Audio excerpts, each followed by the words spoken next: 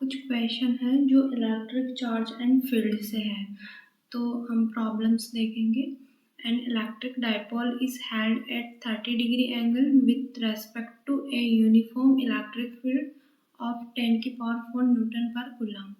If it is experiences a torque of 9 into 10 raised to power minus 26 Newton meter, its dipole moment will be। अपने को dipole moment निकालना है, तो यहाँ पे एंगल दे रखा है, थीटा दे रखा है अपने को 30 डिग्री, ठीक है। और जो इलेक्ट्रिक फील्ड दे रखा है ई, वो दे रखा है 10 की power 4 newton per coulomb.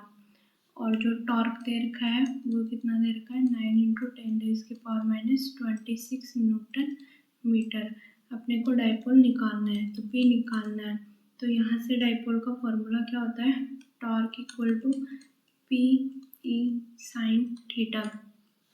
Torque की वैल्यू कितनी दे रखी है 9 इंटू 10 रेज़ की पावर माइनस 26 इक्वल पी निकालना है, ई की वैल्यू दे रखी है 10 की पावर 4 और साइन 30, ठीक है। यहाँ से नेक्स्ट 9 इंटू 10 की पावर माइनस 26 डिवाइड बाई 10 की पावर 4, साइन 30 की वैल्यू कितनी हो जाएगी, साइन 30 इक्वल पी। साइन 30 की वैल्यू कितनी होती है 1/2, ठीक है। यहाँ पे 1/2 रखेंगे तो 9 इंटू 10 रेज़ की पावर माइनस 26 डिवाइड बाई 10 की पावर 4 इंटू 1/2, ठीक है। ये 1/2 है, ये ऊपर जाएगा तब कितना हो जाएगा, ये ऊपर जाएगा तब कितना हो जाएगा 9 इंटू 2 इंटू 10 रेज़ की पावर माइनस 26 माइनस 4। तो यहाँ से वैल्यू कितनी आ जाएगी 9 इंटू 2 कितना हुआ 18 इंटू 10 रेज़ की पावर माइनस 30। इसको और लिखेंगे तो 1.8 इंटू 10 रेज़ की पावर माइनस 29 कूलम मीटर। ये पी की वैल्यू हो जाएगी, ठीक है। यहाँ से अपना जो बी ऑप्शन होगा। Next line charge produce electric field दे रखा है एंड डिस्टेंस दे रखी है, calculate linear charge density. Linear charge density का फॉर्मूला क्या होता है, E equal lambda upon 2 pi epsilon naught are, ठीक है। अब मैं ऊपर नीचे 2 से मल्टीप्लाई कर देती हूँ, तो यहाँ से E equal 2 lambda upon 4 pi epsilon naught r, ये वाली टर्म बन गई। अब यहाँ से अपने को लैम्डा E की वैल्यू कितनी दे रखी है 9 इंटू 10 रेज़ की power 4 equal to lambda upon 4 pi epsilon naught, 4 pi epsilon naught, और आर की वैल्यू कितनी दे रखी है 0.02 मीटर, ठीक है। 1/4 पाई एप्सिलॉन नॉट की वैल्यू कितनी होती है, ये हो जाएगा 9 इंटू 10 रेज़ की power 4 equal to multiply 1/4 pi epsilon naught की वैल्यू होती है 9 इंटू 10 रेज़ की पावर 9 डिवाइड लैम्डा अपॉन 0.02, ठीक है। इसको 10 की पावर -7 कूलम पर मीटर, ये कूलम पर मीटर, ठीक है। Next problem, two large thin metal plates are parallel and close to each other on their inner faces. The plate have surface charge density of opposite sign, magnitude and coulomb per meter. What is the electric field? अपने को electric field निकालना है। दो plate दे रखी है, ठीक है, एक दूसरे से अपोजिट चार्ज की दे रखी है, ठीक है। तो यहाँ पे एक तो निकालना है, फर्स्ट स्टेशन में लेफ्ट पे, राइट पे और बीच में, इन पे सब पे इलेक्ट्रिक फील्ड निकालना है। और यहाँ पे जो डेंसिटी दे रखी है सिग्मा दे रखा है अपने को 1.77 इंटू 10 रेज़ की power minus 11 coulomb per metre square, ठीक है। ये है, इसके कारण जो इस प्लेट के ऊपर इलेक्ट्रिक फील्ड प्रोड्यूस होगा वो पॉजिटिव प्लेट है तो सिग्मा अपॉन 2 एप्सिलॉन नॉट। इस प्लेट के कारण इस पे होगा तो सिग्मा अपॉन 2 एप्सिलॉन नॉट, और पॉजिटिव प्लेट के कारण इधर जो फील्ड प्रोड्यूस होगा minus sigma upon 2 epsilon naught, ठीक है। माइनस वाली से इस वाली नेगेटिव वाली प्लेट है, इसके कारण इधर जो इलेक्ट्रिक फील्ड प्रोड्यूस होगा minus sigma upon 2 epsilon not. इसके बैक में होगा सिग्मा वाले नेगेटिव है तो इस पर पॉजिटिव चार्ज प्रोड्यूस होगा, और इधर भी plus sigma upon 2 epsilon naught, ठीक है। अब इन दोनों की वैल्यू कितनी हुई 0। यहाँ से जो वैल्यू आई सिग्मा अपॉन एप्सिलॉन नॉट, और ये कितना हुआ 0। तो जो अपना लेफ्ट और राइट है, यहाँ पे जो इलेक्ट्रिक फील्ड प्रोड्यूस हो रहा है वो 0 हो रहा है, और जो सी ऑप्शन, तो इन दोनों के बीच में जो इलेक्ट्रिक फील्ड प्रोड्यूस हो रहा है sigma upon epsilon not. Sigma की वैल्यू दे रखी है 1.77 इंटू 10⁻11 अपॉन 8.85 इंटू 10⁻12। तो यहाँ से इसको सॉल्व करेंगे, ये ऊपर जाएगा तो ये प्लस में हो जाएगी ये वाली पावर, और ये कैंसिल हो जाएगी, -1 पावर बचेगी, और इसको सॉल्व करेंगे तो यहाँ से आएगा 2 न्यूटन पर कूलम। ठीक है।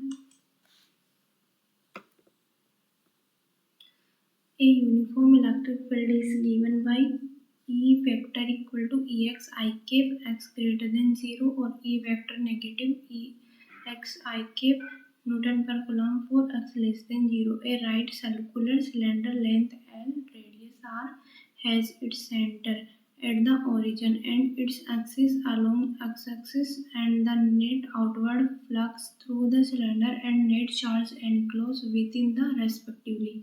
ठीक है। तो अपने को एक सिलेंडर दे रखा है,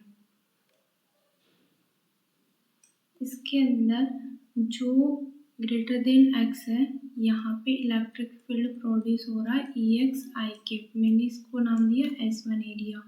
ठीक है। इधर की तरफ S2 एरिया, इधर के नेगेटिव Ex I cap। ठीक है। ये नेगेटिव वाला इधर प्रोड्यूस हो रहा है नेगेटिव एक्स एक्सिस में, और थर्ड होगा इसके अंदर E मतलब S3। ठीक है, परपेंडिकुलर। ठीक है। अब यहाँ पे अपने को जो नेट फ्लक्स निकालना है, एक तो नेट आउटवर्ड फ्लक्स निकालना है, एक नेट चार्ज निकालनी है, दो वैल्यू निकालनी है। ठीक है। तो यहाँ से फ्लक्स क्या होता है φ1, इसको मैंने φ1 लेट करा है। φ1 इक्वल टू क्या होता है E vector dot ds 1 vector. ठीक है। तो φ1 E वेक्टर कितना दे रखा है Ex I cap।